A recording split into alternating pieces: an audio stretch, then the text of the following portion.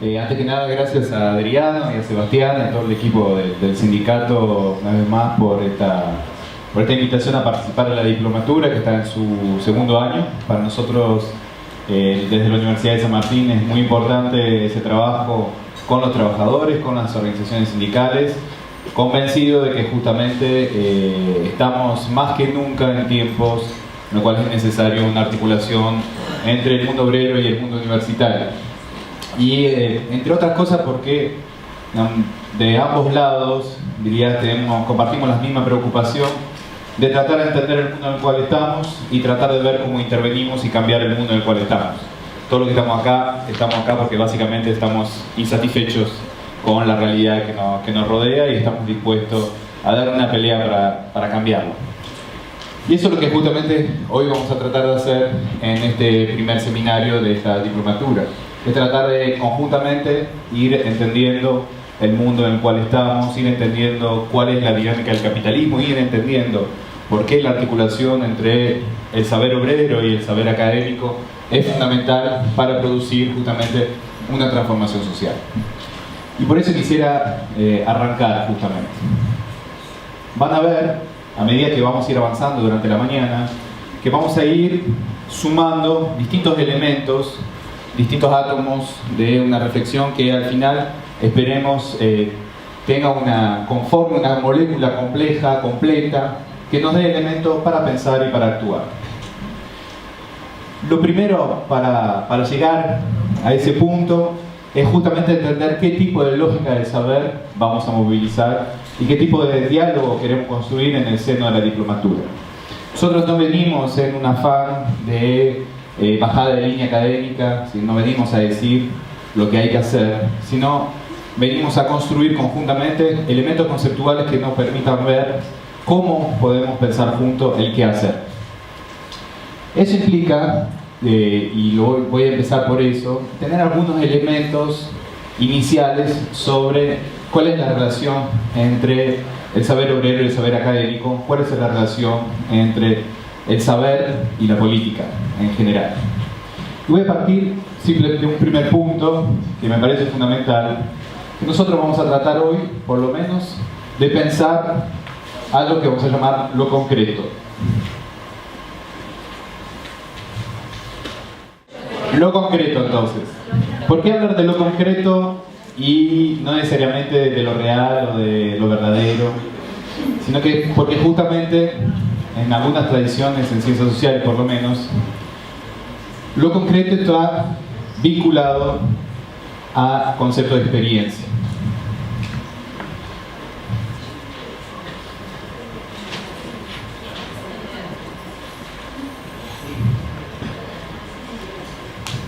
Nosotros vamos a tratar de pensar lo concreto en el sentido de que vamos a tratar de pensar lo que corresponde a la experiencia de las personas y de las sociedades. Eso implica tener un minuto de reflexión sobre qué es una experiencia. Porque finalmente gran parte de nuestra capacidad de construir política, de construir conceptos, tiene que ver con la capacidad de que esos conceptos y esas políticas dialoguen con una experiencia, sean concretas para una experiencia. ¿Cómo se compone la experiencia? ¿Cómo pensar la experiencia? De vuelta, la experiencia es importante porque finalmente cuando nosotros podemos hablar con compañeros, cuando nosotros podemos hablar con el que está enfrente, del otro lado de la mesa de negociación, cuando nosotros queremos hablar a la sociedad, tenemos que conectarnos con esa experiencia, porque si no, no le hablamos a nadie, o nos hablamos a nosotros mismos, que es lo que muchas veces pasa. Entonces esa experiencia, ¿cómo se construye?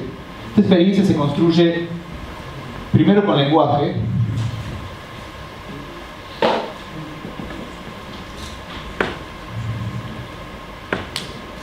o sea, que tenemos que construir una narración sobre la experiencia, tenemos que decir algo sobre nuestra experiencia como trabajadores, sobre nuestra experiencia como universitarios, sobre nuestra experiencia como ciudadanos, sobre nuestra experiencia de encuentros y de negociación.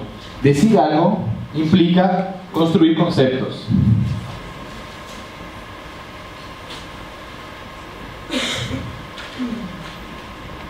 No es lo mismo decir que el trabajador recibe un salario porque está explotado, que decir que el trabajador recibe un salario porque trabaja. El concepto de trabajo y de explotación está vinculado, pero no es la misma experiencia hablar de trabajo que hablar de explotación. ¿Sí? Entonces es muy importante saber qué palabra vamos a usar cuando nos referimos a la relación, al trabajo o al salario. Por eso es muy importante, efectivamente, que tengamos claro cómo se constituyen los conceptos. Es parte misma de la experiencia.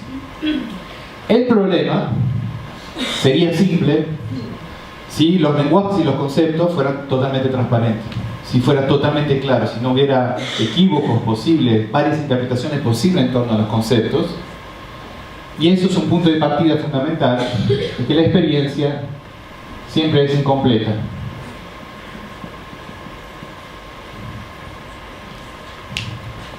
Así que no terminamos totalmente de poder construir un discurso totalmente transparente sobre la experiencia. Por eso los conceptos que usamos también son imperfectos e incompletos. Es justamente esa imperfección y esa incompletud de las experiencias que hace que estemos obligados a trabajar conjuntamente con otros.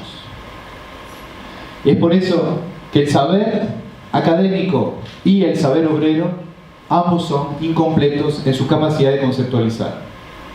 ¿Por qué? Porque remite a dos experiencias distintas que cuando corren por caminos separados es mucho más débil que cuando corren el mismo sendero. Por eso implica una humildad de ambos lados. La humildad del mundo académico, que tiene que entender que su saber es incompleto, y la humildad del mundo obrero, que tiene que saber que también su mundo es incompleto. Esa incompletud recíproca, esa humildad conceptual, es justamente lo que siempre nos ha faltado en el encuentro entre el mundo obrero y el mundo académico. De los dos lados está el problema. Diría un poquito más del lado académico que del lado obrero en general, porque el mundo académico es bastante soberbio y en general piensa que tiene todo resuelto, viene, baja línea y dice: ustedes, movimiento obrero, lo que tienen que hacer es 2 puntos y empieza una larga lista. Después del otro lado hay una escucha que dice: pero este evidentemente nunca trabajó, no está entendiendo absolutamente nada a la experiencia de los trabajadores. Entonces, efectivamente, lo que vamos a tratar en esa diplomatura es de ir construyendo otro tipo de relación entre el mundo obrero y el mundo universitario. No es fácil, porque la soberbia siempre vuelve al galope, aunque uno quiera alejarla. Entonces es muy importante que estemos atentos a eso, y es muy importante entender que esta construcción conjunta entre experiencia obrera y experiencia intelectual es algo que ha existido en algún momento, inclusive diría en el origen de los movimientos obreros, pero que se fue perdiendo con el tiempo, entre otras cosas porque el mundo académico se ha alejado cada vez más de lo concreto, de cuál es la experiencia real de los trabajadores en este caso. ¿Sí? Entonces es muy importante que nosotros focalicemos nuestra atención sobre la experiencia. Y eso es válido tanto para el trabajo conceptual como para el trabajo político. ¿Por qué efectivamente en este momento en el mundo hemos visto distintos gobiernos que han ganado con discursos individualistas? Han ganado con discursos individualistas porque efectivamente las sociedades se han vuelto cada vez más individualistas. Entonces un político que le habla a la persona, que le dice vos, como fue en la campaña del macrismo, que todo el tiempo era el recurso al vos, al vos, al vos, hablaba de una experiencia es decir, a personas que se piensan a sí mismos como individualidad. Eso permite ganar elecciones, efectivamente. No necesariamente permite gobernar. Eso lo veremos más adelante. Son dos cosas distintas. Ahora es importante porque finalmente tenemos gobiernos que están ganando en distintos lugares del mundo hablándole a la experiencia individual. Ahora nosotros tenemos un problema porque justamente en el mundo obrero hablamos de una experiencia colectiva. Entonces ahí se dan cuenta con ese punto, solo ese punto. Nosotros estamos en sociedades que se piensan cada vez más como individualidades y nosotros representamos una fuerza que se piensa a sí misma como un colectivo. ¿Cómo lo hacemos? ¿Cómo hacemos para hablar de una experiencia individualizada? ¿Cómo hacemos para hablar de esa experiencia desde un registro de una fuerza colectiva? Eso no es una pregunta menor en este contexto. Y obviamente no vamos a empezar a hablar a las individualidades porque sería un suicidio ideológico y organizacional. Entonces tenemos que encontrar mediaciones, otros conceptos, otra forma de acercarnos a la experiencia. Y eso es clave, tanto desde el punto de vista intelectual como desde el punto de vista político. Y no puede estar separada una cosa de la otra. Entonces, solo con ese ejemplo, darles cuenta de la importancia de la articulación entre el saber obrero y el saber académico. En poder captar conjuntamente una experiencia a la cual se puede hablar. ¿Cuál fue el gran logro del socialismo a principios del siglo XX? Es justamente hablarle a los trabajadores de su experiencia. ¿Qué concepto se movilizó en ese momento? Concepto de explotación. ¿Sí? En ese momento se dijo, esa sensación que ustedes tienen a la noche, esa sensación de injusticia y de cansancio al mismo tiempo, eso se llama explotación. Entonces ahí se puso un nombre, se puso un concepto a una experiencia. Por eso cojó políticamente. Hoy en día, ¿a qué experiencia le hablamos? ¿A qué sensación, a qué vivencia? ¿Con qué vivencia trabajamos políticamente y conceptualmente? ¿Qué palabra le vamos a poner a esa experiencia? Eso es el gran desafío que tenemos todos en este momento para poder contribuir a cambiar las relaciones de fuerzas. Realmente, transformar el mundo. Transformar el mundo pasa no por decisiones ideales en abstracto, sino por transformaciones de relaciones de fuerza concretas.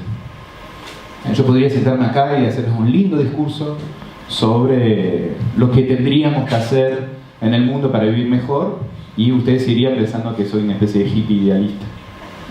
Pero lo importante es cómo entablamos concretamente transformación de relaciones de fuerza. Eso es cambiar el curso de la historia. La historia no se cambia desde ideas abstractas, la historia se cambia desde la transformación de relaciones de fuerzas concretas. Entonces, eso tenemos que entender. Para poder transformar eso, tenemos que poder hablarle a una experiencia.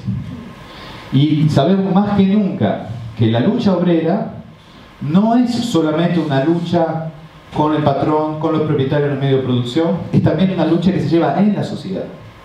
Hay que también convencer a la sociedad de la legitimidad de la lucha obrera. Entonces nosotros no podemos quedarnos solamente en la disputa con los capitalistas. Tenemos que también estar en la disputa de convencimiento en la sociedad de que nuestra lucha es legítima. Entonces tenemos que realmente captar esa experiencia global, poder hablarle a la sociedad. Entonces eso no lo vamos a poder lograr ni los universitarios solos, ni los obreros solos.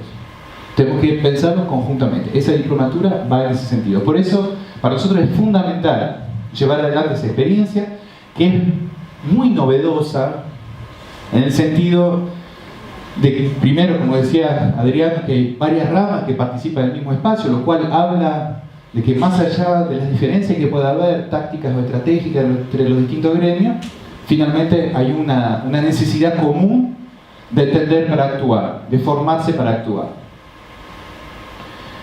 Y eso es la primera vez que se hace acá, porque hay varias experiencias de formación sindical, pero nunca bajo la modalidad que estamos construyendo acá, que es una modalidad de articulación genuina entre el mundo obrero y el mundo académico, y que implica que efectivamente tengamos una construcción de un diálogo.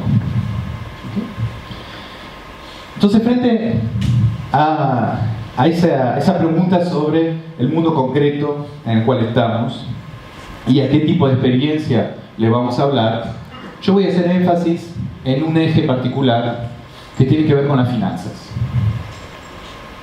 Es decir, voy a hablarle del trabajo desde las finanzas. Y vamos a tratar de entender cómo las finanzas influyen en nuestra experiencia, cómo las finanzas atraviesan nuestras vidas y cómo justamente desde las finanzas se pueden pensar otros modos de acción en la confrontación con el capital y en el poder hablar de la sociedad en su conjunto. ¿Por qué las finanzas? Porque básicamente el capitalismo en el cual estamos hoy, y voy a tratar de mostrarle que siempre, el capitalismo en el cual estamos hoy es un capitalismo financiarizado. Es decir, que el eje de la acumulación está en las finanzas. Y gran parte de las transformaciones en el mundo del trabajo tiene que ver con la financiarización del capitalismo. Esa influencia del capital financiero sobre las lógicas de acumulación, inclusive en el mundo industrial o productivo, no corre por caminos distintos. Los economistas nos dicen la economía real y la economía financiera, como si la economía financiera no fuera la economía real. Cada vez que hay una crisis financiera nos damos cuenta de lo real que es lo financiero, porque las crisis están íntimamente conectadas. Hay una crisis financiera y hay miles de desempleados. Entonces no es que está desconectado lo financiero de lo real. Lo real y lo financiero es concreto y funciona en la misma economía, no son economías separadas. Es gran parte del engaño nuestro en la sociedad empieza por ahí, pensar que lo financiero va por un lado y lo real pasa por otro lado. Ahora, justamente nos vamos a concentrar hoy en tratar de entender esa forma de construir una experiencia común en torno a las finanzas. Para eso vamos a hacer un recorrido, primero un recorrido por la historia, tratar de entender cómo se fue financiarizando el mundo. Empezaré por 1272, así que por suerte están sentados, tenemos tiempo, tenemos cerca de 1000 años de recorrido. Bueno, voy a ir rápido, sobre todo los primeros 800 años. Pero para que entiendan de dónde viene eso, que no es nuevo, no es algo de los años 70, siempre estuvo ahí flotando arriba la acumulación, la lógica financiera. Eso va a ser una primera etapa. En una segunda etapa vamos a tratar de construir unas herramientas conceptuales para poder analizar la macroeconomía de nuestros países y poder analizarlo en clave de cómo se articulan las relaciones de fuerza. Sobre esa base vamos a tratar de mostrar, en un tercer momento, un entramado conceptual para pensar justamente el salario hoy y la lucha salarial hoy en relación a las finanzas y en relación al trabajo, las dos cosas. Y después de eso vamos a tratar de mostrarles algunos resultados de varias investigaciones sobre qué significa una sociedad financiarizada, cuáles son los problemas de una sociedad financiarizada.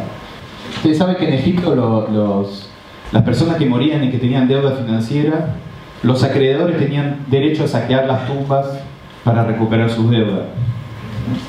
O sea, como verán, la potencia de los acreedores sobre los endeudados es una vieja historia. Algunos piensan que los robos de tumbas en Egipto eran nada más que algunos buscadores de tesoros codiciosos que profanaban las sepulturas. No, en gran medida, gran parte de los primeros ladrones de tumba eran básicamente cobradores, un equivalente de una especie de veraz activo del Egipto. Eso, voy a dejar esa historia de lado para concentrarme en lo que fue una de las primeras, finalmente, guerras mundiales, que ha sido las cruzadas. ¿Por qué las cruzadas son fundamentales? Porque es en el momento de las cruzadas, en particular en los países centrales y en particular en Francia, donde se va a tratar de movilizar gran cantidad de gente para llevar adelante una guerra santa, que ustedes saben, llevó a miles y miles de soldados hasta Jerusalén.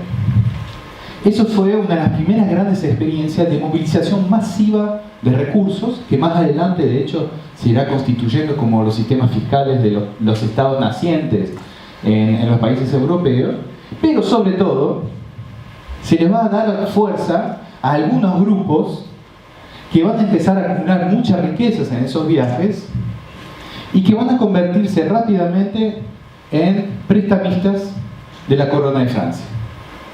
Y uno de ellos, ustedes les voy a empezar así con historias de misterios, uno de esos grupos que se convirtió en uno de los principales prestamistas de la corona de Francia es los templarios.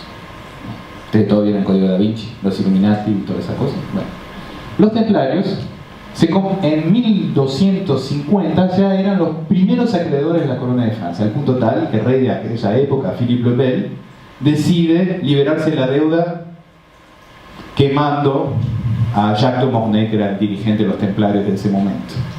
Era una forma de liberarse de la deuda externa. A partir de ese momento los templarios entran en sociedades secretas, después no les cuento esa historia porque está vinculada con el desarrollo de la masonería y otras organizaciones discretas o secretas, pero se constituye ahí una de las primeras acumulaciones financieras importantes que va a terminar en gran parte de las arcas de banqueros autónomos en Italia del Norte. Y esos banqueros autónomos de Italia del Norte fueron creciendo, fue creciendo su capitalización, y fue creciendo su capitalización entre el siglo XII, e iba a pegar un salto rápido, hasta fines del siglo XV, hasta 1492.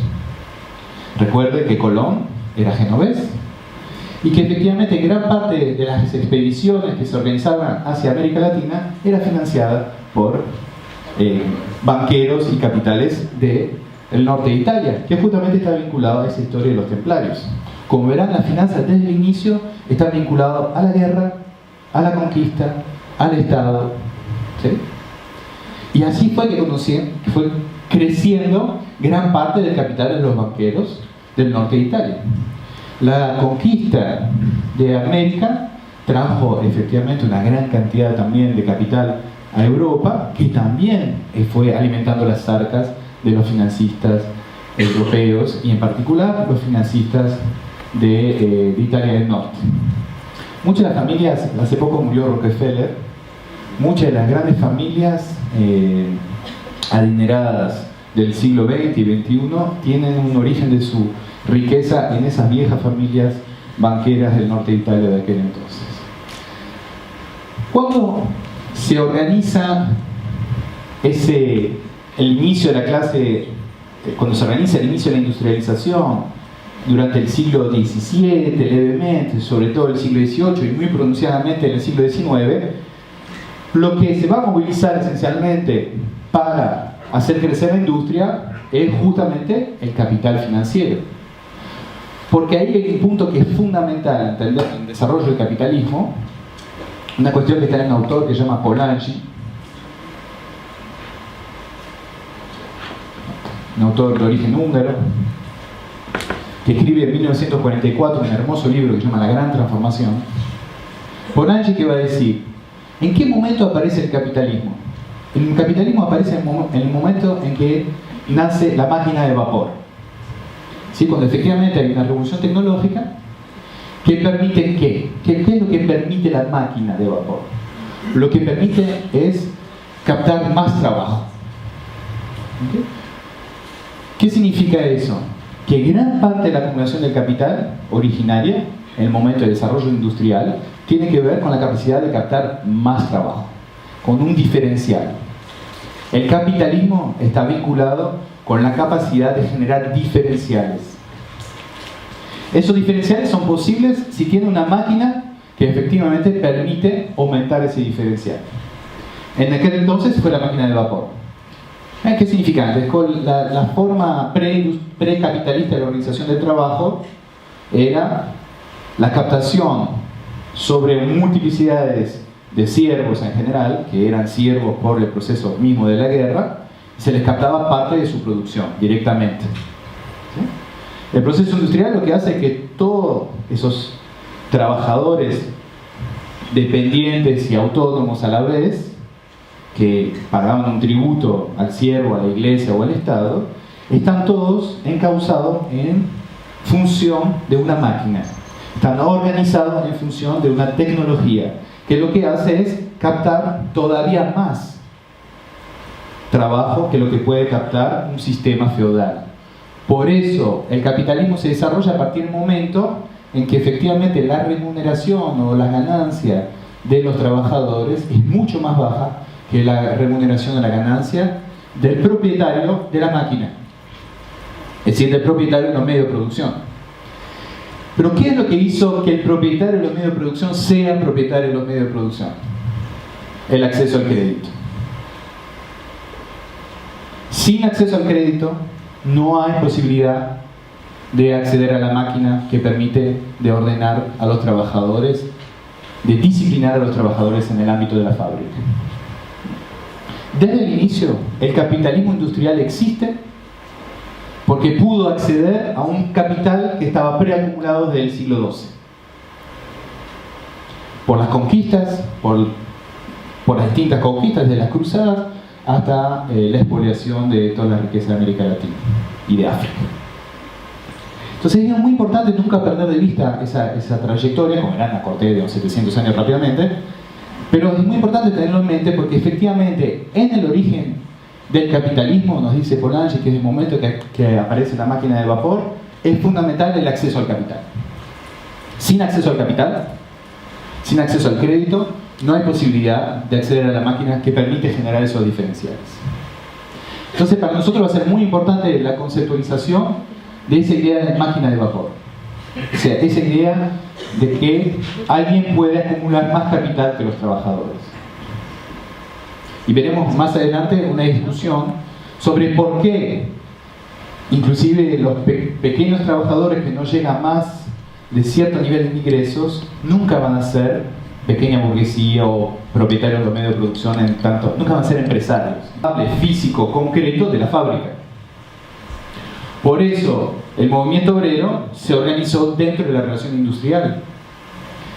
Y se organizó dentro de la relación industrial sin confrontar con el capital financiero, porque el capital financiero siempre estuvo invisible atrás. Siempre estaba, ya estaba antes, pero se borraba, se disimulaba todo el tiempo. Por eso, la lucha entre el movimiento obrero, cuando el movimiento obrero siempre ha sido en contra del capital industrial observable, que está ahí, el patrón, que está a la vista. El problema es que desde el inicio del capital financiero, del capitalismo industrial, el capitalismo financiero estuvo atrás, invisible, y transformando las reglas cada vez más fuertemente, inclusive hasta hoy. Y eso es la tesis que quiero con ustedes trabajar. Es decir, que gran parte del se anuncia al final, pero volveré sobre eso más adelante, gran parte del problema hoy de la lucha de los trabajadores es no poder confrontar con el capital financiero, que es el que marca la regla del capital industrial. Por eso, porque desde el principio estuvo disimulado, estuvo escondido, y sin embargo siempre estuvo. ¿Sí? ¿Me van siguiendo? Ahora, ¿cómo fue la historia de esa confrontación? Muy rápidamente, ustedes la conocen mejor que muchos. Voy a retomar un desarrollo conceptual de un investigador que tenemos en este momento en el IAE, que se llama Lazzarato. ¿Qué plantea Lazzarato esquemáticamente? Finalmente, el siglo XIX, ya llegamos, todo un proceso de industrialización. Se disciplinaron a la clase obrera en la fábrica. Ustedes conocen todos esos dispositivos todavía activos de control de los trabajadores para poder extraer su plusvalía, para poder explotarlo, y eso es la acumulación de capital. Les recuerdo que la definición misma del capital es trabajo acumulado. Efectivamente, la clase obrera empieza a preguntarse cómo vamos a hacer para ganar alguna vez, no siempre para rebelarnos y ser reprimidos.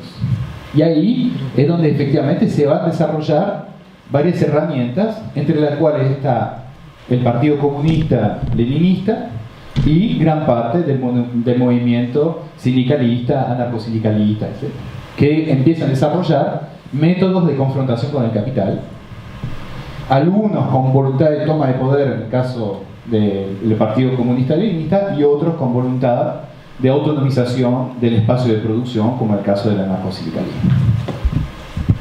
¿Sí? Ahora, efectivamente, esas acciones más organizadas, más nucleadas en torno a un desarrollo conceptual muy sofisticados, va a tener victorias. Y va a tener victorias desde 1917, les recuerdo que este año son los 100 años de la Revolución Rusa, que va a marcar un vuelco radical en la manera en la cual se va a organizar el capitalismo. ¿Por qué? Porque a partir de ese momento, nos dice Lazzarato, y me parece un punto muy interesante, el capitalismo está a la defensiva. Todo lo que va a hacer el capitalismo va a ser para defenderse del avance de los trabajadores. Sea porque tiene como referencia el mundo soviético, la Revolución China, o en América Latina el peronismo, el vacacismo y otras experiencias que efectivamente organizaba la clase de trabajadores, que permitía un avance de los trabajadores sobre el capital. Gran parte de la posición del capitalismo durante la primera mitad del siglo XX va a ser una posición de resistencia. El capitalismo va a resistir el avance de los trabajadores. Los trabajadores van a tener la iniciativa sobre la dinámica del capital. Y eso hasta los años 60, donde el capitalismo vuelve a tomar la iniciativa. ¿Cómo vuelve el capitalismo a tomar la iniciativa en los años 60? Y ahí le voy a hacer una historia más lenta. Me voy a detener un poquito más paso a paso, para que entiendan el mundo en el cual estamos. Finalmente, a fines de los años 60, en los países centrales ocurren varias cuestiones.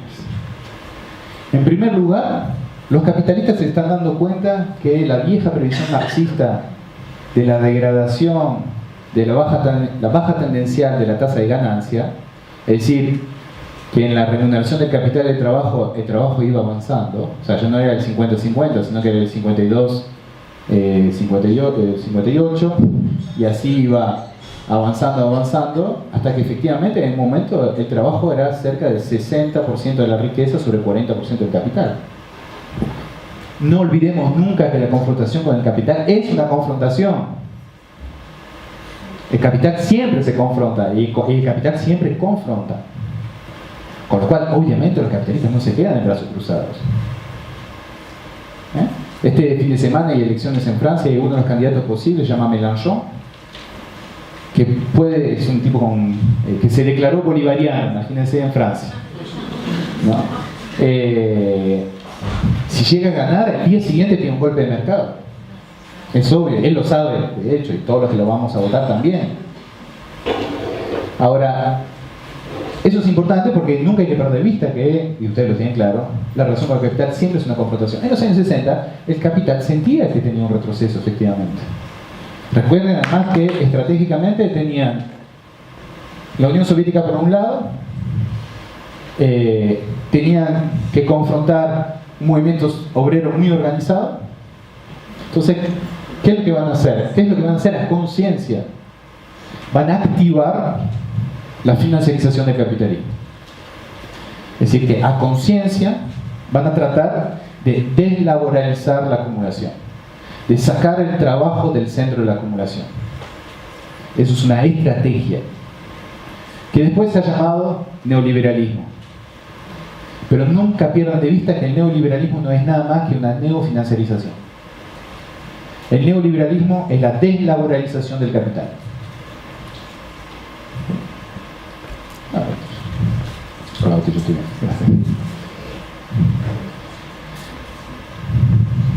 Y esa intención de los capitalistas de deslaboralizar el capital se va a traducir a través de van a tener una oportunidad. Esa oportunidad se las voy a contar. Todo empieza justamente en la salida de la Segunda Guerra Mundial. Me voy a tomar el tiempo para hacer esa historia porque van a ver que tiene muchas implicancias. Empieza en 1949, donde el presidente de Estados Unidos en ese momento, que se llama Truman, prepara su discurso frente al Congreso de Estados Unidos.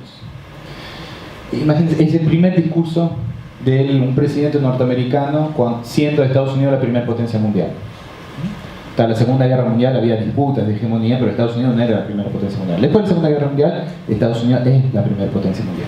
Entonces Truman, con sus asesores, prepara su discurso. Tiene 3 puntos en su discurso. Un primer punto que tiene que ver con lo que se llamaba el Plan Marshall, que era seguir apoyando la reconstrucción de Europa. Básicamente es un punto económico que tenía que ver con la estructuración del comercio internacional. Segundo punto, que era la constitución de la OTAN, de la Organización del Tratado del Atlántico Norte, que era la organización militar de los aliados frente al bloque oeste. Era el punto militar. El tercer punto era la constitución, efectivamente, y el desarrollo de las Naciones Unidas, con un nuevo universo conceptual totalmente distinto al que existía previamente a la Segunda Guerra Mundial. Y ahí uno de los asesores de Truman le dice: pero, presidente, me imagino, ¿no?, que decía eso, presidente, le falta un punto. ¿Qué vamos a hacer? Porque Europa está claro cómo lo vamos a encarar. El eje militar está claro cómo lo vamos a encarar. ¿Qué vamos a hacer con los países en proceso de descolonización? ¿Cómo vamos a vincularnos con ellos? Y no es menor, porque gran parte de la potencia europea se había constituido justamente sobre la colonización. El efecto de la Segunda Guerra Mundial, entre otras cosas, es el inicio del fin de la colonización, porque todos los países colonizados se dan cuenta que el rey está desnudo y que no tiene la capacidad de sostener la colonización. Y ahí se inicia, entre el 45 y hasta los años 70, guerras de descolonización. Los Estados Unidos lo ven, efectivamente, tienen miedo, por otra parte, que los descolonizados estén captados por el grupo de los países del este. Entonces, dicen, sí, tienen razón, tenemos que pensar algo hacia esos países. Y ahí hay uno de sus asesores que dice, bueno, esos justamente son los países en desarrollo. Y ustedes tienen que saber que el 29 de enero de 1949, el día en que Truman pronuncia ese discurso, el mundo simbólicamente se reorganiza de forma totalmente distinta. El 28 de enero de 1949 la Argentina no era un país en desarrollo. El 30 de enero de 1949 la Argentina era un país en desarrollo. ¿Por qué? Porque Truman había dicho, todos estos que no son los países centrales son países en desarrollo. ¿Qué es lo que hay detrás del concepto de país en desarrollo? Que termina la división del mundo entre colonizados y colonizadores. Ahora somos todos iguales, pero la diferencia es que algunos están más avanzados que otros. Algunos están más desarrollados que otros. Con lo cual lo que ustedes tienen que hacer es lo mismo que nosotros. Imitarnos. Lo que en la teoría se va a llamar la convergencia. Todos los países van a tener que converger hacia los países desarrollados. Eso es el discurso que desde 1949 hasta hoy nos atraviesa. Porque todavía hoy seguimos pensando cómo vamos a hacer para desarrollarnos, para ser como ellos. Cosa que es materialmente imposible. Por otra parte, dejo de lado la discusión ecológica sobre lo insostenible de generalizar el modelo de consumo norteamericano a nivel mundial. Eso va a organizar gran parte de la geopolítica y gran parte de la discusión simbólica en el mundo. Al punto tal, es muy rápido, 29 de enero de 49 Truman pronuncia ese discurso y rápidamente se crea el Programa de Naciones Unidas para el Desarrollo en 1949. Rápidamente se crea la Conferencia de Naciones Unidas para el Comercio y el Desarrollo, de la cual uno de los dirigentes fue justamente Prebisch, un argentino. Y es en esa Conferencia de Naciones Unidas para el Comercio y el Desarrollo donde se va a empezar a discutir el precio justo de las materias primas. ¿Por qué? Porque el comercio internacional empieza a activarse y hasta 1954, que es el fin de la guerra de Corea, la verdad es que la relación entre los productos industriales y las materias primas no era tan grande la diferencia. Es a partir de 1954 que baja en la relación relativa entre materias primas y productos industriales. Es decir, hay lo que se llama la degradación de los términos del intercambio. ¿Qué es la degradación de los términos del intercambio? Es que antes para comprar un tractor necesitaban exportar 1 tonelada de trigo, ahora para comprar el mismo tractor tiene que exportar 2 toneladas de trigo. ¿Sí? Es decir, que la producción de materia prima en relación a la compra de productos industrializados está cada vez más diferenciada. Por eso se empieza a instalar esa discusión de cuál es el precio justo de las materias primas. En un contexto, por otra parte, del mundo en proceso de descolonización, entonces que ya no es el colono que dice te lo compro a tal. Implica negociar un precio.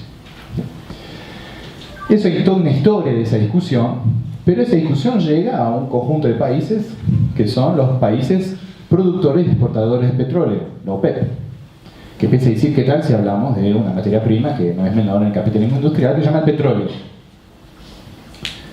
Esa discusión sobre el petróleo va a durar gran parte de los años 60, hasta 1973 y después 1979, en el cual los países de la OPEP deciden aumentar unilateralmente el precio del crudo, del petróleo. Y ahí está la oportunidad de los capitalistas que querían deslaborizar la acumulación. ¿Cómo funciona ese circuito que se encadena a partir de ahí?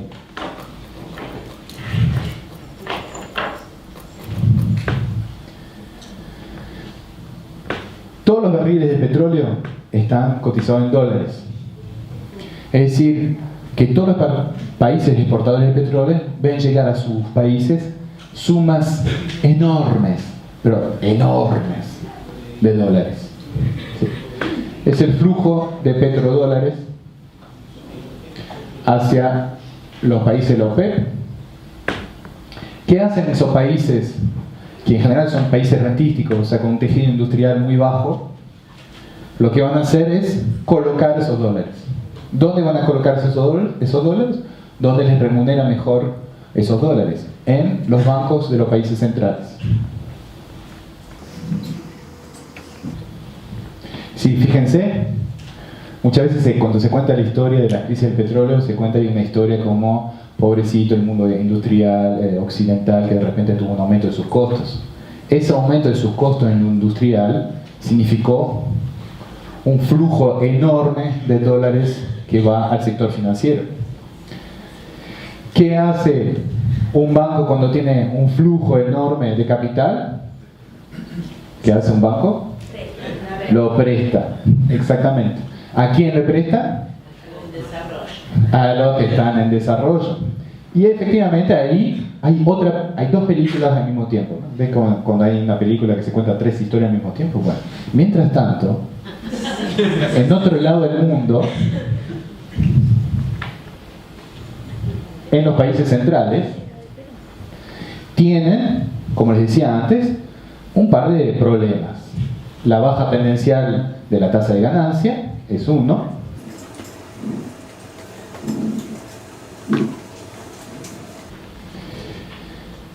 Segundo problema gravísimo para ellos, que los hijos del baby boom, es decir, todos los hijos que nacieron después de la Segunda Guerra Mundial, si en general la mayoría en el 50, entre 45 y el 50, en el 68 tienen 18 años y entran al mundo del trabajo.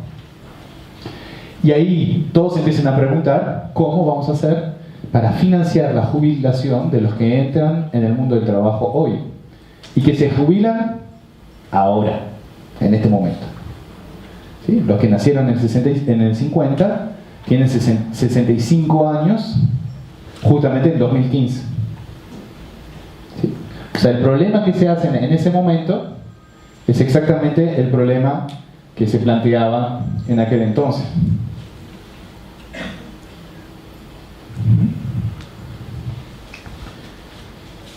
Entonces ese es otro punto fundamental, que es el financiamiento de la jubilación. Y ahora vamos a ver por qué es fundamental. Esa es la parte que casi en forma perversa me gusta más, porque la parte que nos deprime. Ahora vamos a ver.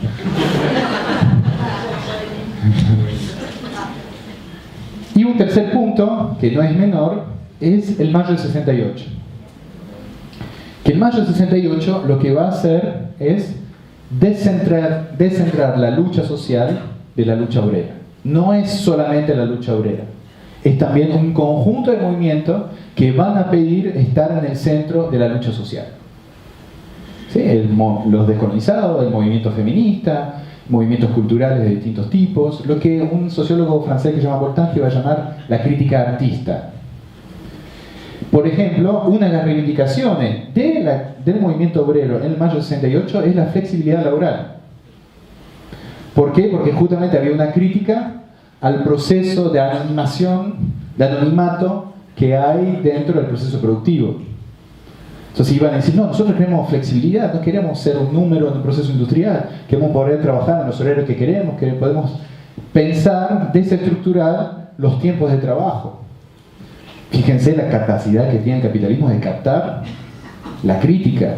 O sea, la flexibilidad que fue una reivindicación obrera del 68, hoy en día es justamente lo que nos juega en contra. Pero no es menor esa crítica artista, porque también va a ser recuperada en forma oportunista por el capital para dividir la lucha obrera, básicamente. Lo cual no significa que no sea válida cada una de esas reivindicaciones, ¿no? Que eso podemos volver sobre ese tema después. Mientras tanto, en otro lado del mundo, en los países periféricos, y en particular en un lado del mundo que nos concierne particularmente, en América Latina, tenemos varios procesos en curso. La crisis del modelo de industrialización por sustitución de importaciones, o sea, gran parte del modelo de industrialización que concernía, entre otras cosas, países como Brasil, como Argentina, como Uruguay, como Chile. Entra en crisis ese modelo. Hay dictaduras pro-norteamericanas.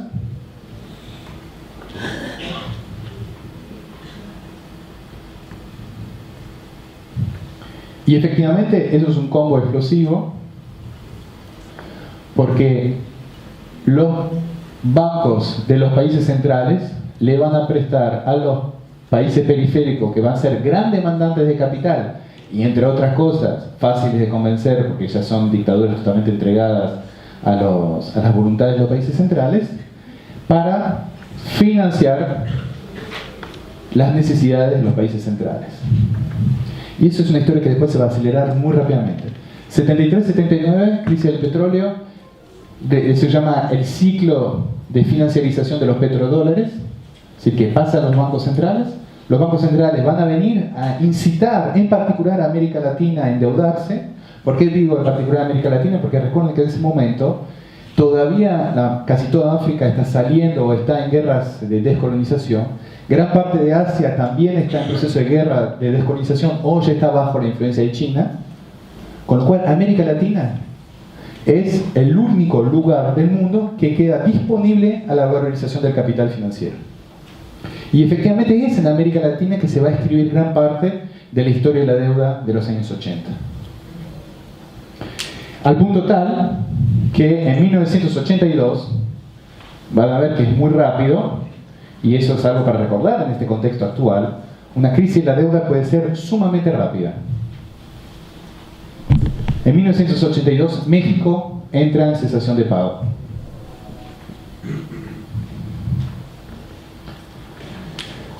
Y ahí, pánico a bordo en los países centrales. Uy, ¿y qué tal si a todos los tipos que le prestamos, toda la plata que venía de reciclado de petrodólares, que entienden que son préstamos de tipo de deuda pública,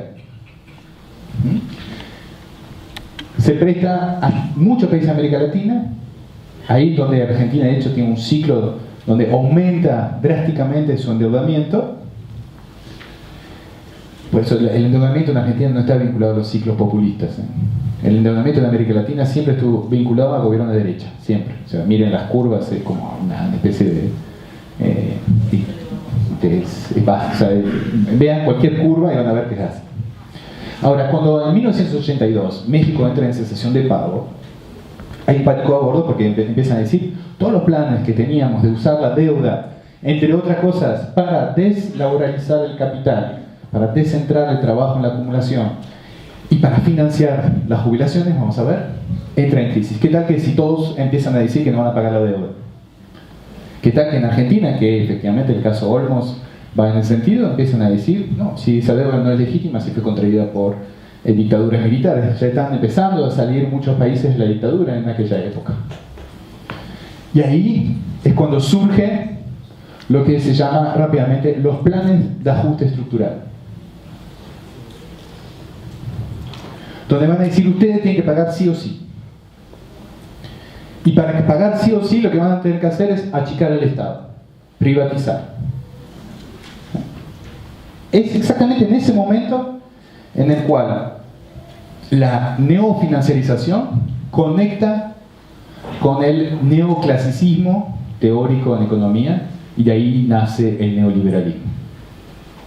Es en esa convergencia entre la voluntad de financiarizar el capital y toda una ideología de la teoría económica que dice que la economía va a funcionar mejor si el Estado es más chico, si se privatiza, si se bajan los costos de trabajo y se piensa el trabajo como costo, surge en ese momento a través de los planes de ajuste estructural. Ese momento en el cual se dice que hay que dar la autonomía a los bancos centrales, achicar los presupuestos, etcétera, etcétera. Lo que en 1990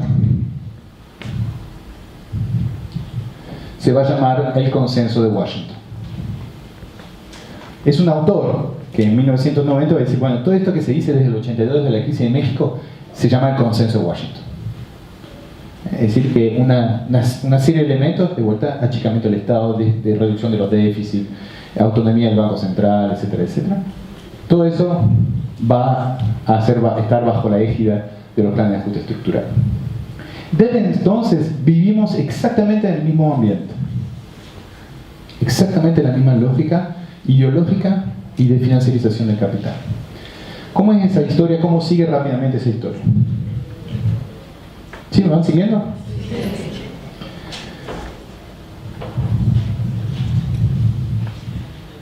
En el medio van a tener, y les cuento eso para que vean cómo se va mezclando la dinámica del capital con dinámicas políticas y con dinámicas ideológicas o discursivas, ¿no?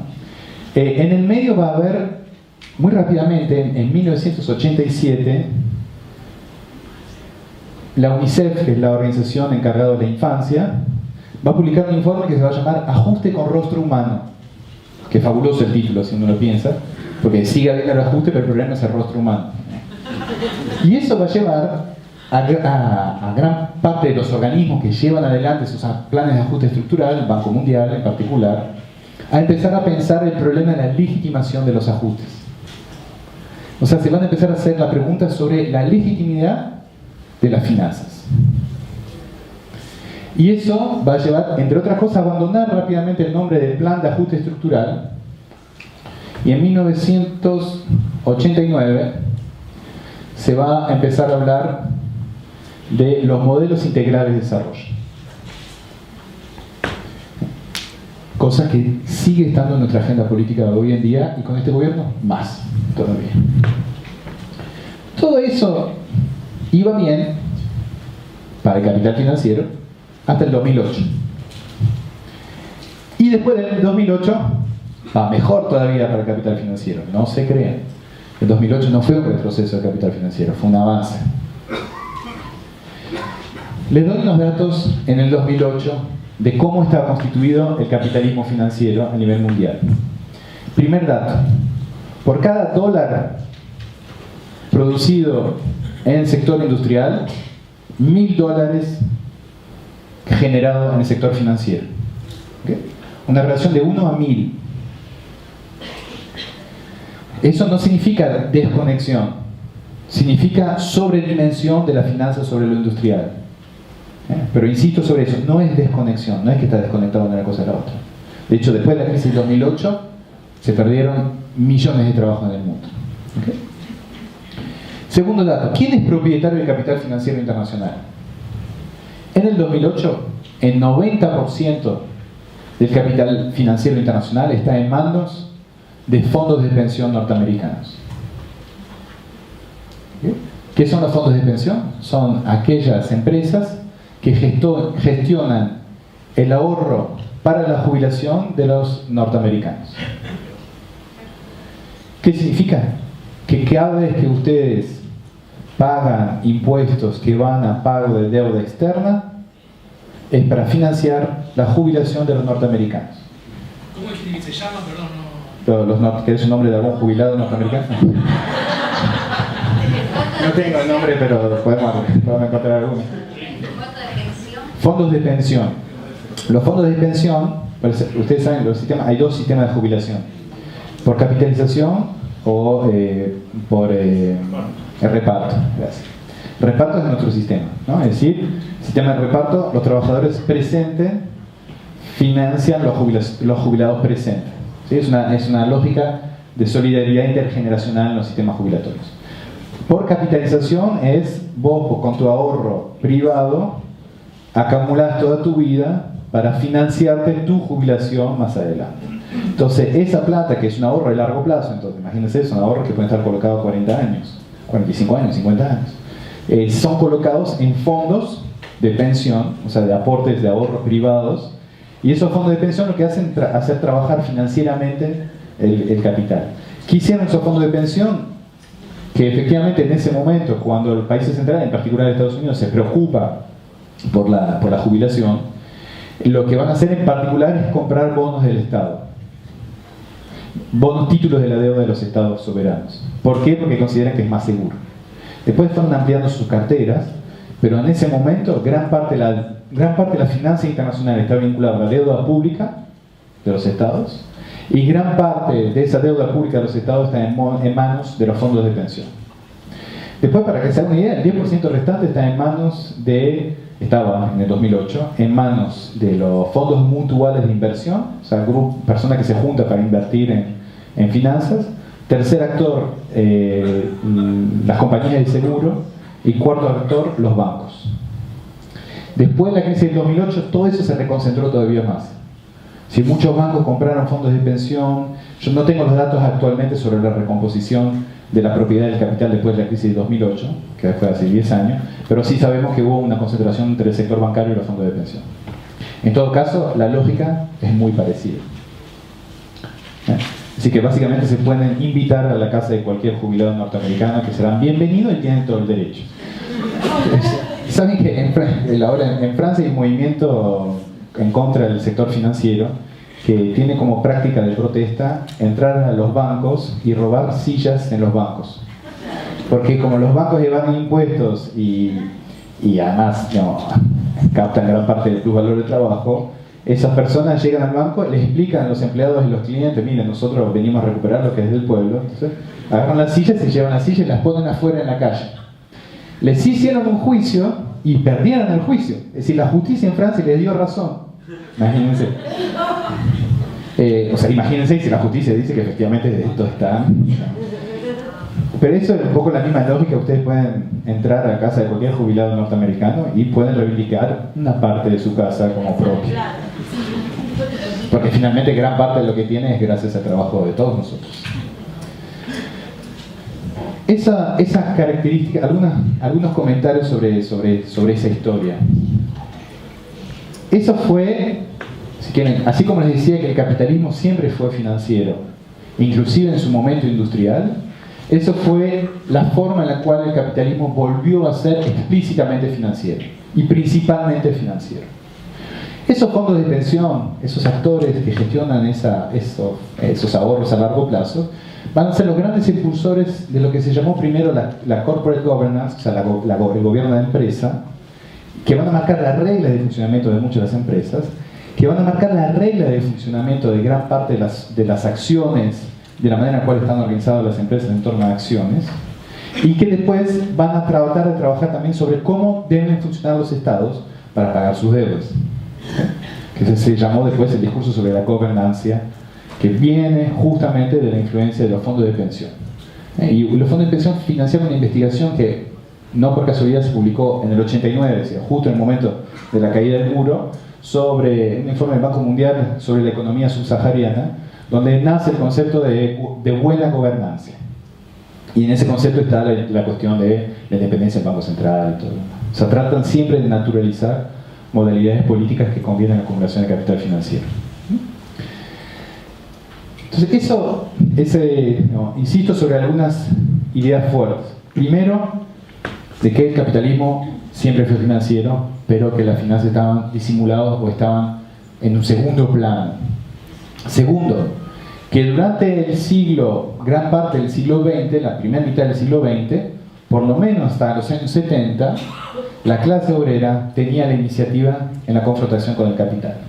A partir de los años 70, el capital vuelve a tener la iniciativa. Nosotros estamos a la defensiva, y no el capital. Y en el momento que cae el muro, más todavía. Porque el muro no servía, porque había efectivamente un miedo entre los capitalistas del avance del comunismo. Y uno podía ser, los trabajadores podían ser comunistas o no ser comunistas, pero que la Unión Soviética era funcional a la lucha obrera, eso era clarísimo. Porque efectivamente el capitalista estaba a la defensa. Hoy en día nosotros estamos a la defensa. La pregunta que nos tenemos que formular es: ¿cómo hacemos para volver a retomar la iniciativa sobre el capital? Esa es la pregunta real que nos tenemos que hacer, más allá de todas las disputas que podamos tener tácticas en cada uno de los espacios de trabajo en el cual estamos. Pero la pregunta es: ¿cómo hacemos para volver a tener la iniciativa sobre el capital? Sabiendo que el capitalismo desde entonces está esencialmente financiarizado. Y que gran parte de las reglas de las empresas, de las organizaciones en las cuales trabajamos están captadas, están formateadas por la lógica del capital financiero. Hoy a las 2 de la tarde tengo una respuesta a esa pregunta.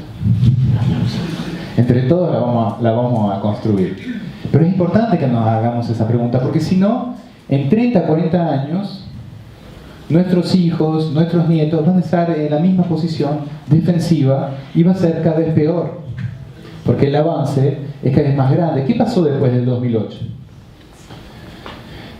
En algún momento se dijo, ya entró en crisis el capitalismo financiero, ahora sí se va a regular las finanzas. Según ese esquema, pueden entender que mientras Estados Unidos sea primer potencia mundial y tenga un sistema de jubilación por capitalización, nunca vamos a salir del capitalismo financiero internacionalizado. Eso es fundamental tenerlo. Y no es menor, porque piense que las sociedades se van envejeciendo. Dentro de 30 años, mucha gente va a ser centenaria. Imagínense lo que es trabajar, financiar 40 años de pasividad de los trabajadores en Estados Unidos. Al contrario, las finanzas se van a profundizar. Cuanto más va a envejecer la población norteamericana, más se va a profundizar el capitalismo financiero. Entienden que el capitalismo en ese sentido, inclusive financiero, no es una cuestión abstracta. Tiene que ver con lógicas muy concretas, que es básicamente gobernar poblaciones. Entonces, ¿ustedes quieren cambiar el capitalismo financiero internacional? Dos opciones, volveremos sobre eso, y espero que intentemos tercera o cuarta. Una es salir de la lógica financiera internacional, desconectarse, no volver al mundo. Volver al mundo es volver a esa lógica. Segunda opción, ir por el sistema de reparto en Estados Unidos. Elijan a ver cuál es la más factible. Bueno. Después podemos pensar otras opciones que tienen que ver con la confrontación con el capital financiero, ya a nivel de los capitalismos nacionales, pero que es bastante compleja. Bien. Que en las sociedades como las nuestras, donde gran parte de la vida social se organiza en torno a los derechos, a la garantía de estos derechos por el Estado, cualquier desfinanciamiento del Estado o cualquier deuda muy grande del Estado hacia afuera es básicamente un ataque a la posibilidad de financiar nuestros derechos. Es decir, hay que entender que hay una contradicción muy grande entre sociedades organizadas en torno al derecho y sociedades financiarizadas. Una sociedad financiarizada tiene tendencia a hacer entrar en crisis sus propios derechos porque no puede financiar sus derechos. ¿Qué es lo que está pasando con la educación? Lo que está pasando con la educación es que justamente hay objetivos muy claros de bajar los costos de la educación, trasladar gran parte de la población a la educación privada, porque es exactamente la misma lógica. Gran parte del capital financiero se nutre de la disminución de los costos en, sobre todo, políticas sociales, educacionales, jubilatorias o de salud, y trasladarlo al sector privado. ¿Sí? Eso es una estrategia, pero que está vinculado a la financiarización. Es absolutamente coherente la tendencia rentística financiera del capital con la descomposición del Estado y de sus gastos. ¿Por qué? Porque transfiere al sector privado un conjunto de actividades que permite su valorización financiera. Muchas universidades en el mundo están cotizadas en bolsa. O sea, que haya más universidades privadas significa más empresas que pueden estar cotizadas en bolsa. Muchos colegios muy grandes están cotizando en bolsa en Estados Unidos. Pequeñas bolsas financieras. Se financian a través de activos financieros. Lo importante es evitar que alguien saque los pies del plato. Porque el problema en Argentina, y lo podemos decir, digamos, con pesar hoy, el problema en Argentina es que podía ser un modelo exitoso de desfinanciarización de la economía, por lo menos a nivel internacional. De hecho, los dos casos que habían negociado la mayor quita de la deuda fue Grecia y Argentina. Grecia, conocemos el sistema de disciplinamiento que tuvo, que fue vía Alemania y Europa, y nosotros, que fue un sistema de disciplinamiento vía fondos buitre y pelea con un tribunal en Nueva York. Hubiese sido un éxito para América Latina. Exacto. Pero ahí es donde no hay que perder la idea de confrontación. No nos van a dejar hacer eso. O sea, hay que ser consciente de que del otro lado no es que están mirando, mirá lo que hacen los argentinos, qué copados. No. Van y hay ofensivas y ofensivas activas. Y eso hay que ser consciente porque en la imaginación política de los próximos años, que espero que podamos tener de vuelta imaginación política en los próximos años, implica también saber a qué uno se confronta. Una pregunta, en esta línea histórica que hiciste de capital financiero, la experiencia en Latinoamérica, a partir del 2000, Ecuador, bueno, todo lo que sabemos, Argentina, Brasil, ¿no es algo importante dentro de esta pelea? O sea, no lo diste por lo no sé, no, porque no solamente vos, sino en muchos lugares, digamos, como que se saltea ese...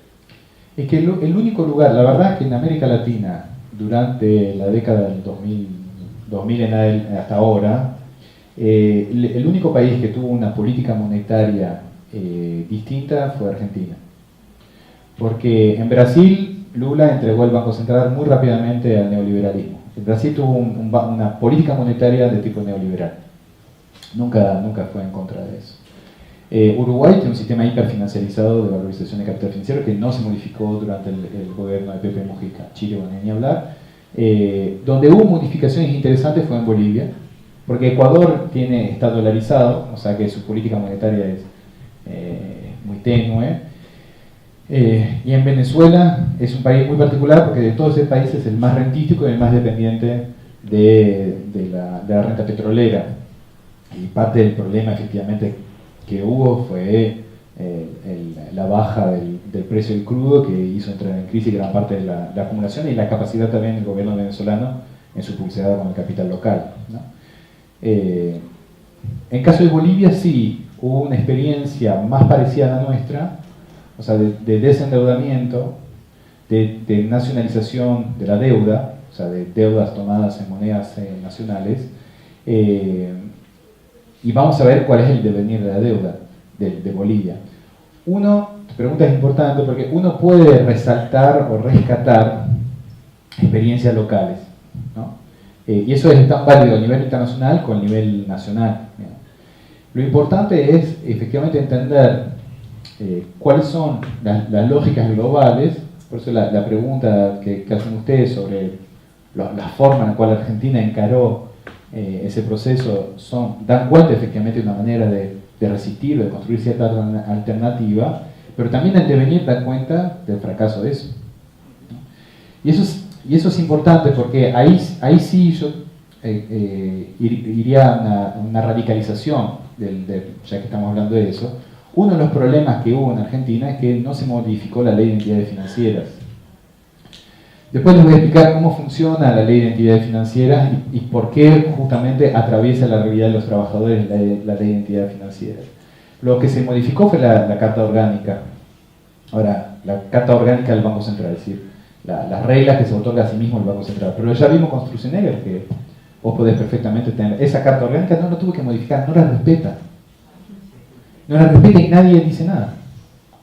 Entonces, ahí donde efectivamente hay algo que es la necesidad de radicalizar algunas cuestiones, ¿no? Radicalizar en el sentido de realmente ir hasta la raíz del problema, y que la raíz del problema en Argentina del sistema financiero es toda su concepción de lo que es prestar y ahorrar. Eso después lo vamos a ver, porque eso tiene que ver justamente con una reflexión sobre el futuro también.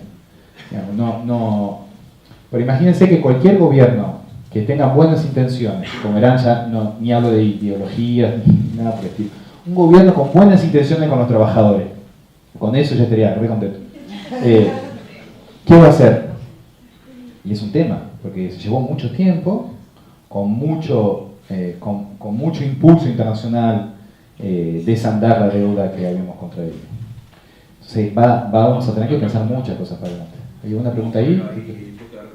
¿Cómo?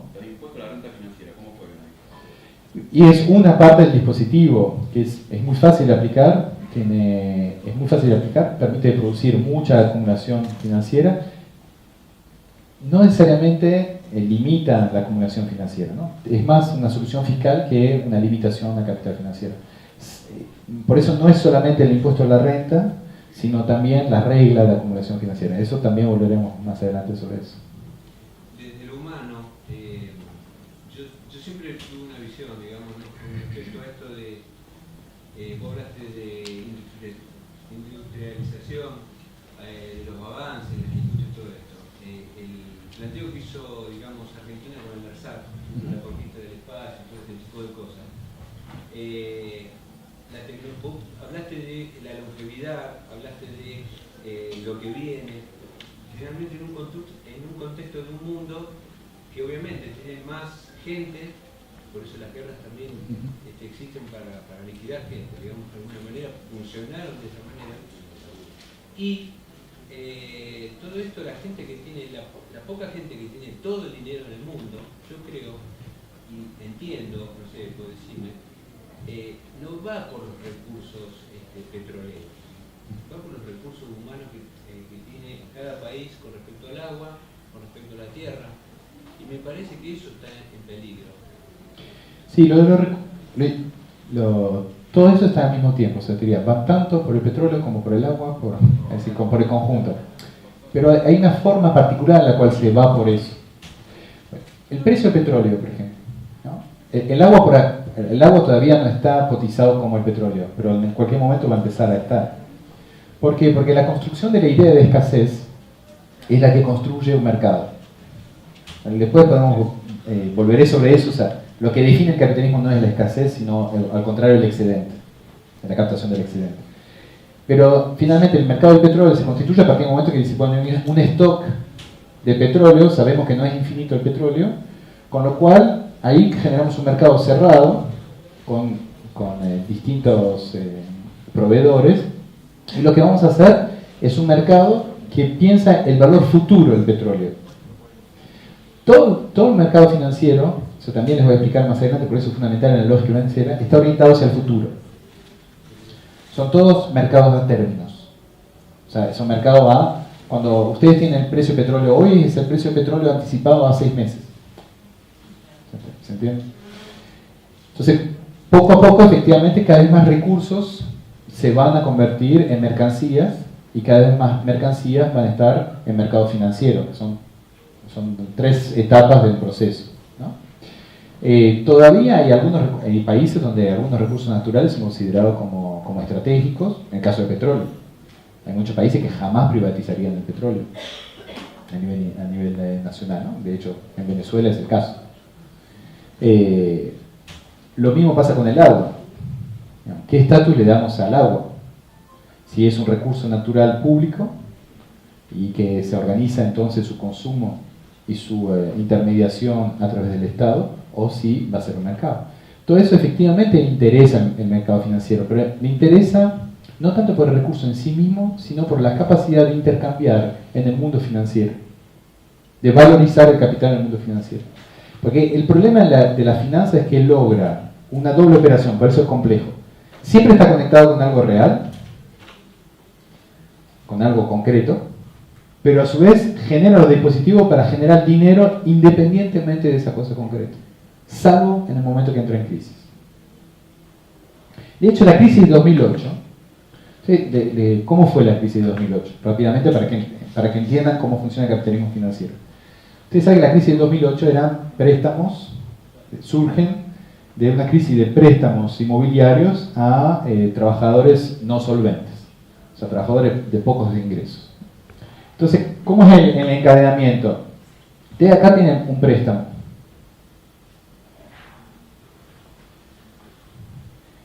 Hay un producto financiero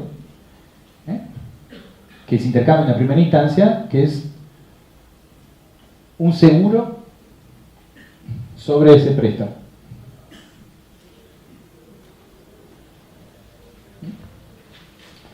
Eso se llama un producto derivado. ¿Escucharon hablar los productos derivados en finanzas? Es eso. Entonces yo te vendo un seguro sobre el préstamo. Y los tipos dijeron, bueno, si hicimos un seguro sobre el préstamo, ¿por qué no hacemos un seguro sobre el seguro del préstamo? Eso se llama un derivado. Eso se llama la subprime. Subprime es la prima por debajo, ¿no? Entonces vos vas encadenando cada vez más un conjunto de productos. Y así sucesivamente.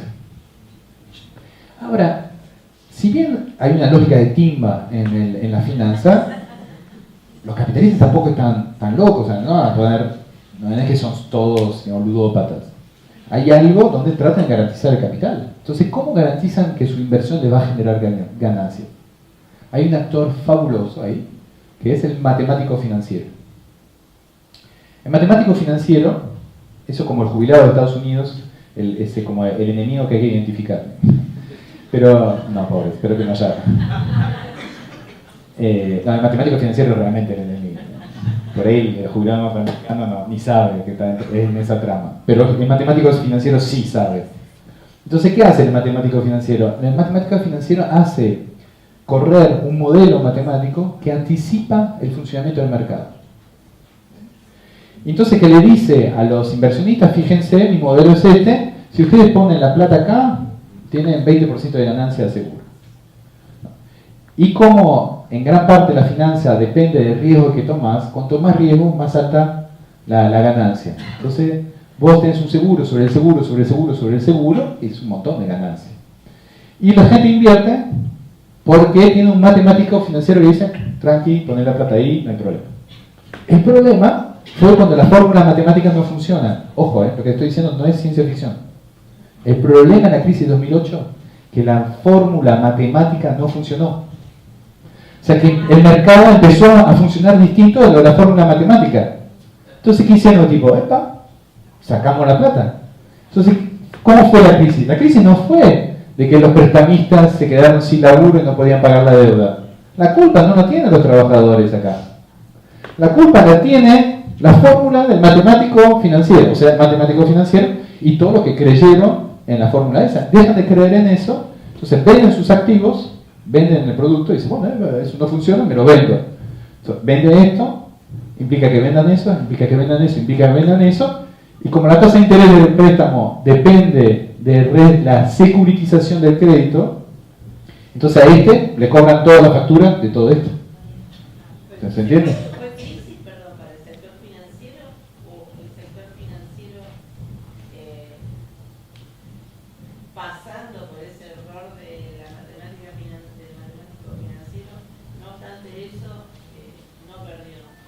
No, hay mucho que no perdió el que apagó la luz. No, o sea, perdió el trabajador, primero. Después vos tuviste un momento, de hecho, que tiene que ver, no es tanto que hubo una desacumulación, por eso es lo importante. Tu pregunta es muy importante porque no es que hubo desacumulación, es que tuviste una redistribución de la acumulación en otras manos. O sea, si vos mirás el saldo global, hay algunos efectivamente que perdieron fortunas. Pero los que sí perdieron su departamento son los endeudados. Hubo pase de mano, exactamente. De hecho, después de 2008 el capitalismo fue más concentrado. Porque hay algunos de esos que dicen, compro, concentró, ¿viste? ¿Se entiende? O sea, son transferencias de capital. No hubo una descapitalización, hubo un pase de mano. No, aparentemente, según algunos análisis, la verdad no estuve ahí adentro, pero según ¿eso qué significa? Que es más, algunos van a decir, es una crisis monetaria, no una crisis financiera. Es decir, es una crisis sobre la evaluación de la equivalencia entre activos. Es una crisis de anticipación, si quieren. O sea, no funciona el futuro. Es una crisis de fe. Porque vos dijiste que recién la matemática falla. Sí. Yo entiendo de que, bueno, por ahí la matemática tiene que ver con una ciencia exacta. Ese es el problema. El problema es que la vida social nunca va a ser exacta. La puedes matematizar como quieras, pero nunca va a ser exacta. Y la realidad es que los movimientos financieros, si bien suponen, porque eso es importante, ellos suponen que todos los actores financieros son actores racionales. Si todos los actores financieros fueran actores racionales, no tendríamos crisis financiera. Más, si todos fuéramos realmente racionales, no tendríamos financiarización. Pero la realidad es que los actores financieros no son solamente racionales. Entonces, hay cosas que ocurren que no capta la fórmula matemática y que hace que de repente no es lo que se esperaba. Pero eso parece raro, porque cuando uno no está metido en el mundo financiero, cuando te dicen la crisis del 2008 fue una crisis de una fórmula matemática, parece una burla. Pero es eso, porque finalmente el problema de la finanza, lo vamos a ver también, es cómo se evalúa lo que vale la finanza, cómo se evalúa lo que vale una deuda. Y ojo, porque hay algo parecido en la discusión sobre qué es lo que vale, por qué el trabajo vale lo que vale. Nosotros también pensamos que el trabajo vale lo que vale por alguna razón, pero no sabemos por qué. Y no es que hay un matemático financiero, hubo un contador en algún momento de la historia que dijo que nuestro trabajo valía lo que vale.